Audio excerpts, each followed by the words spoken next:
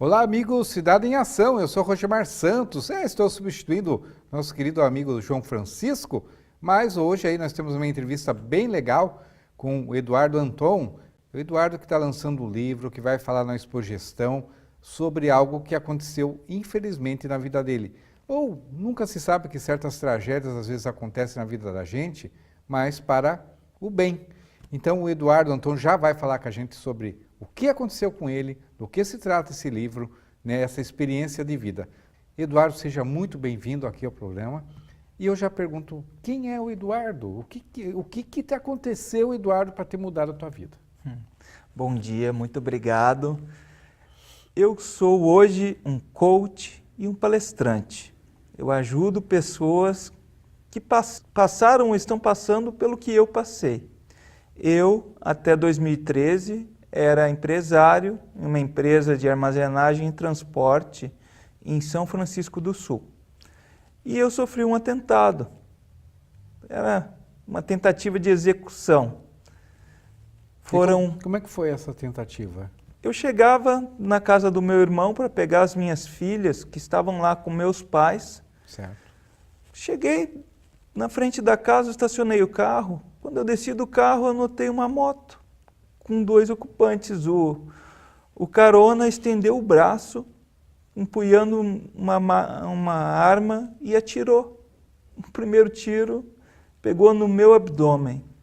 Aquilo era tão sem sentido, tão absurdo, que eu me vi como se estivesse participando de um filme. Você pensou que fosse um assalto, de repente? Eu fiquei pensando assim, será que é comigo? Mas, poxa vida, eu não tenho nenhuma amantezinha, eu não dou em cima da mulher dos outros, não dou em cima da mulher de ninguém, eu não tenho inimigo, estão atirando em mim. Não pode ser verdade. Mas quando eu vi, a pessoa já estava na minha frente, colocou a arma com cano ainda quente aqui na minha testa e pau! E chegou a encostar em você a arma? Colocou a arma aqui na minha testa e pau!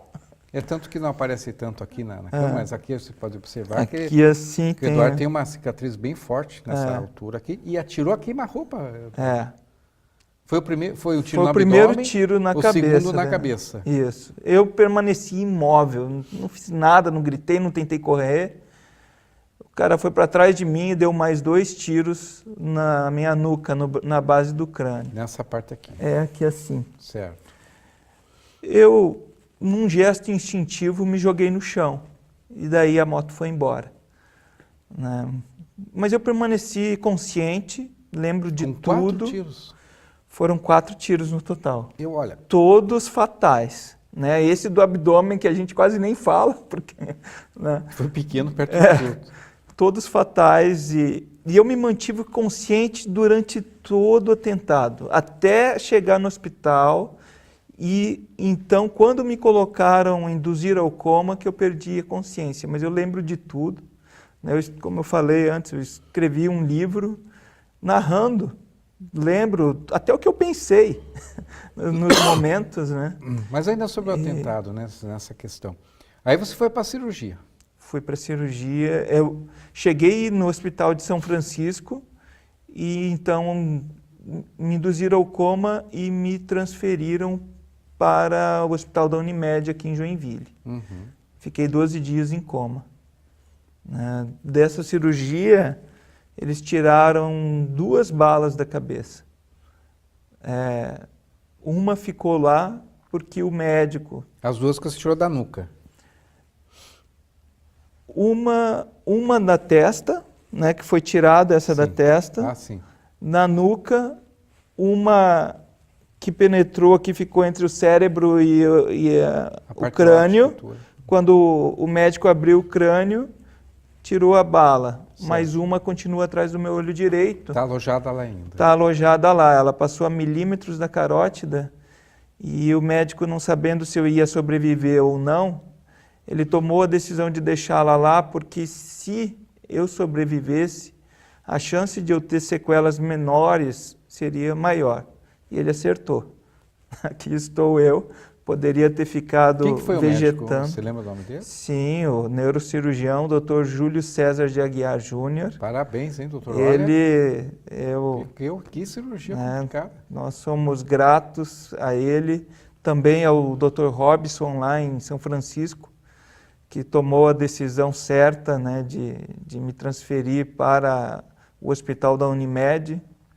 O meu plano não era da Unimed, mas o hospital que atendia o meu plano não tinha centro cirúrgico, não ia esperar, mandou para o hospital particular mesmo. Poxa, que legal. Bom senso, né? Bom senso, pelo menos. Graças a Deus. Então, as causas você já falou, mas obviamente a gente não vai entrar no mérito aqui dessa questão, porque ainda, vamos dizer, ficou em aberto, eu entendo dessa forma, não vou entrar na polêmica disso, mas isso te fez um novo homem. Depois de tudo isso que te aconteceu, como é que você viu a vida? Olha, primeira coisa muito importante que hoje me dá muita força de enfrentar todos os outros desafios que diariamente eu tenho, é a confiança que eu tenho em Deus hoje, né? Que quando não é para acontecer alguma coisa, não vai. A morte não chega na hora errada, ela vem na hora certa. Os 4 tiros que eu tomei cada um deles era fatal, né? Então, confiar em Deus, porque se você está passando por alguma dificuldade, é porque Ele está deixando que aquilo aconteça e é para o nosso próprio bem, para a gente aprender alguma lição com isso, para a gente se melhorar como pessoa, para a gente evoluir. E eu vejo hoje, né, que esse atentado foi assim uma das melhores coisas que poderia ter acontecido na minha vida. Por mais terrível que tenha sido... Você não vê da forma negativa? Não, eu vejo como isso me transformou em uma pessoa melhor. Você se considerava uma pessoa mais egoísta, mais fechada? Eu me considerava uma pessoa normal, né? Sem muitos defeitos, mas hoje, olhando para trás, eu vejo como Deus é perfeito. Ele sabia o tanto de defeitos que eu tinha que melhorar e exatamente o que eu precisava para melhorar, né? Eu vejo que eu era uma pessoa orgulhosa, achando que era humilde, né? E não era tanto. Hoje eu vejo que assim, quando a gente é aquela pessoa muito crítica, fica sempre criticando os outros, a gente está querendo, na verdade, mostrar como nós somos melhores do que aquela pessoa que a gente está criticando. E isso é um sinal de orgulho, a gente se achar melhor que a outra pessoa, né? Então isso foi uma das lições que eu aprendi e, enfim, eu vejo que aprendi tanta coisa e tudo que eu aprendi necessário e eu não tinha ideia dos defeitos que eu tinha. Por isso que hoje eu falo para as pessoas, né, que pensem nessa dificuldade que você está passando nesse momento, o que é que você precisa aprender com essa dificuldade. Às vezes é uma dificuldade financeira, né, perder um emprego, está faltando dinheiro, talvez seja aprender a viver a vida de uma forma mais simples, sem tantas coisas materiais. A gente vê que não precisa muita coisa para ser feliz. A gente, tendo um filho, uma esposa, uma casa, tendo saúde, a gente é tão feliz. Dá para encarar a coisa. Sim, a gente não percebe no nosso dia a dia essa felicidade que nós temos. Você é casado, tem filhos? Eu sou casado, na época eu já tinha 2 filhas, a minha esposa estava grávida do nosso 3º filho, né? Então, a vida hoje tem um outro sentido, um sentido com muito mais valor. Nós vamos falar então no próximo bloco sobre o teu livro. Qual que é o título do livro? Inesperado. Olha, perfeito, não teria a melhor coisa que esse título, diante do que você contou, Inesperado. A gente vai para o intervalo e já voltamos aí com Inesperado.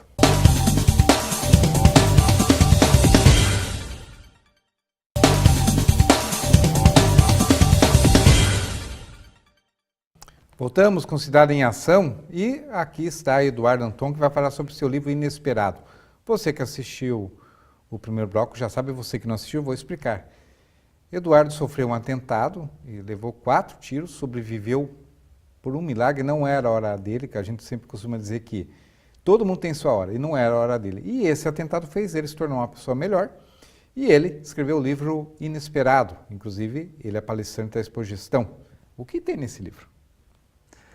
Esse livro eu conto todo o histórico da minha família, como que eu fui parar em São Francisco, sendo administrador das empresas da família.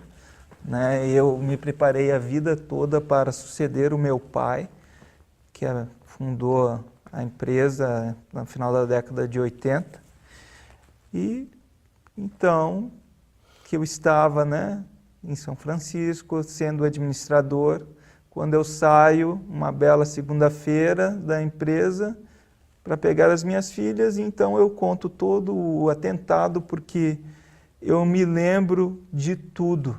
Eu me mantive consciente em todos os momentos, né? Então eu narro pormenorizadamente como foi o atentado, o que eu pensei naqueles momentos. Os pensamentos tão engraçados que me correram. Por exemplo, quando eu tomei o terceiro tiro na cabeça, eu pensei, nossa, eu acho que eu vou morrer igual John Kennedy. Estourar os miolos, né? Sério, eu vi aquela cena da Jack Kennedy pegando o miolo dele na capô do carro e tal. E me joguei no chão e fiquei pensando, olha, como eu era uma pessoa, né, que só pensava assim no dinheiro, nas contas e tal. E já fiquei pensando, nossa, eu acho que eu vou ter que fazer muita fisioterapia para ficar bom. Imagino. Né? Mas incrível como você teve esse pensamento, conseguiu isso numa fração de segundos, né? Incrível. Pensar. Daí, bom, eu logo cheguei. E foi 38? Foi 38. Gente, se fosse 22 ainda, né, que é menor, mas o 38 ele esfacela. É. Então eu tenho a curiosidade e digo, o teu anjo da guarda é muito forte, amigo. O neurocirurgião, ele levou 12 horas catando os pedacinhos de chumbo espalhados pelo cérebro. Meu Deus. Então, o estrago no cérebro foi bem grande, né? Eu fiquei com sequelas, né, que não são perceptíveis para quem olha para mim, mas eu tenho sequelas permanentes e que não são nada, né? Eu poderia ter ficado vegetando o resto da vida, né? Mas está aí, está então, com saúde. Graças a Deus. E aí você relata tudo isso no livro. Eu relato no livro como que foi, e não só o atentado em si, mas o mais importante é tudo que a minha família, eu e minha família passamos depois, né, o pós, né? Adaptação. Porque eu voltei, acordei do coma falando, achando então, semana que vem eu vou sair do hospital e já vou para a empresa. Eu trabalho desde os 12 anos com meu pai, né? Então, para mim a empresa era a minha vida. Então, eu já queria ir logo trabalhar. Tive que ficar uns 3 meses em casa. Quando eu finalmente voltei a trabalhar, né, a contragosto do meu neurocirurgião, neurologista, falou que eu não deveria voltar tão cedo, mas eu fui. E eu levei um grande choque. Mas quanto tempo você ficou no hospital ali? Eu fiquei menos de 30 dias no hospital. Meu Deus! Umas 3 semanas, mais ou menos. E você conseguiu se levantar, se mexer? Ou você teve Depois que eu acordei do coma, eu estava muito fraco. Eu tinha perdido uns 25% do meu peso. E só na cadeira de rodas, né? Eu fiquei pelo menos um mês numa cadeira de rodas depois que eu saí do hospital. Mas assim, como eu acordei falando, lembrando de tudo, falando português, espanhol, inglês, alemão. Você fala essas 4 línguas? Nunca, não perdi a memória nem nada. Eu estava me achando ótimo. Então eu queria voltar a trabalhar. Voltei a trabalhar e daí que foi um grande choque para mim. Você já não tinha... Eu não conseguia mais fazer coisas básicas, não conseguia configurar um e-mail, não conseguia decidir por um desconto de duplicata, coisas do meu dia a dia. E aquilo foi um grande choque que me levou, então, à depressão. Porque eu não aceitava que eu tinha um problema, que eu tinha sequelas.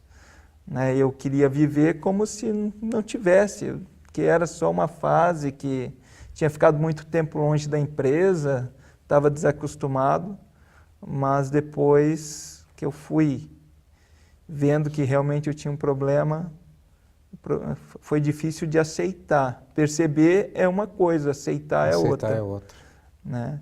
E isso me levou para uma depressão, porque o que eu ia fazer da minha vida? Eu havia me preparado a vida inteira para suceder o meu pai, né? Não passava na minha cabeça ser outra coisa que não fosse um empresário. E eu não conseguia mais. Eu pensava, entrei no síndrome do pânico, pensava, meu Deus, eu vou quebrar a empresa, vou morar debaixo da ponte, vou pedir lá em Joinville. Acabamos de falar sobre isso. Né? Eu fiquei realmente em pânico. O que eu vou fazer da minha vida? Minha esposa tinha ganho um bebê. Sim, papai de novo pela terceira vez. Exatamente. Então, mas daí eu finalmente aceitei, né, ir num psiquiatra, numa psicóloga, que eu também tinha muito preconceito, né? Acho que a maioria da população acha que isso é coisa para louco, é besteira. Não, psicólogo, né? Quem tem problema tem psicólogo. Uma psicóloga mudou a minha vida. E garanto que ela ajudou a mudar, ou melhor, te dar uma sustentação legal para encarar a vida. Olha, eu sou muito grato aos psicólogos, aos psiquiatras, e eu falo para todos que sim, tem que ir em psicólogo. Né? Se a gente está com depressão, tem que ir em psiquiatra. Tem, para não se piorar, né? Se for necessário medicação. Sim, quanto mais rápido, melhor. Né? E eu, então, consegui ver que, poxa, eu tenho as minhas deficiências, eu nunca mais vou ser o empresário que eu era, mas eu tenho outras qualidades, eu posso desenvolvê-las. Né?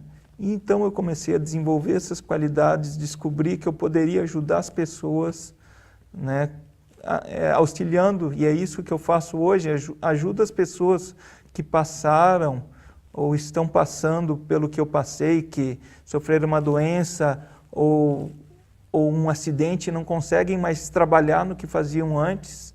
Né? Eu ajudo essas pessoas a se reencontrarem numa nova profissão, descobrirem o que eles podem fazer, né? E onde então trabalhar para se realizarem pessoal e profissionalmente. E você na Expogestão vai falar sobre isso? Vou falar sobre isso. A palestra tem o título O Desafio da Montanha, Vencendo o Inesperado. Né? Eu vou falar sobre essa caminhada desde o atentado até hoje. Bacana. Né? Como eu consegui me realizar, né, como pessoa e como profissional. Hoje, se me perguntasse se eu gostaria de voltar a ser aquele empresário de antes, eu não gostaria, não. Porque eu vejo o quanto eu dou mais valor para minha família, mais atenção para minha esposa, para os meus filhos. Né? Você me lembrou um filme com o Harrison Ford, acho que era A Segunda Chance, em que ele num assalto, ele era um advogado, mas pensa num advogado ruim. Falsificava as provas, entende? Prejudicava um monte de gente, não dava atenção para a família, etc. e tal. Ele sofre o atentado e fica com algo semelhante com o teu. E ele muda a vida dele. Ele passa a ser amoroso com a família, né? Ele passa a ser um profissional honesto, correto. Obviamente, não comparando com o teu, entende? Mas eu digo, a pessoa passou a ser mais humana. Sim, e exatamente. É isso que você quer transmitir. O lado humano. Né? Então, nas palestras eu falo, olha, você não precisa levar um tiro para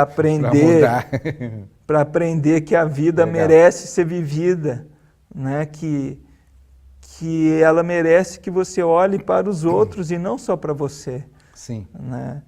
E é isso que eu procuro passar para as pessoas com essa minha história, que eu sei que é incrível.